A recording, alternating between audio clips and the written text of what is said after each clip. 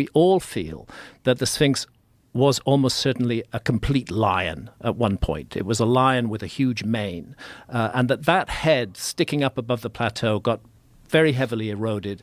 And by the time the ancient Egyptians inherited it, they decided to improve it a little bit, to cut down that heavily eroded head and put the head of a pharaoh on it. Does it have the same sort of sophisticated proportions where they're perfect left and right as some of the other statues do, which is another incredible mystery, that when they look at the measurements of these immense statues, somehow or another they're completely symmetrical on both left and right side? Completely symmetrical.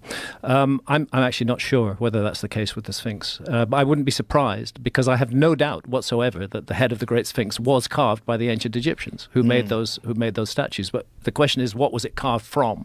What was it cut down from? Right. So the geology, the precipitation-induced weathering is one of the pieces of evidence for a much older Sphinx. But the other thing is the astronomy, the fact that the Sphinx is an equinoctial marker. You know, if you stand looking due east at Giza or anywhere in the northern hemisphere on the spring equinox, there's 3 key moments of the year. 4, actually. There's the winter and summer solstice, and there's the equinoxes, the spring and fall equinoxes. On the summer solstice, the sun rises far to the north of east. On the winter solstice, it rises far to the south of east. But on the equinoxes, it aligns perfectly due east. And that's what the Sphinx is.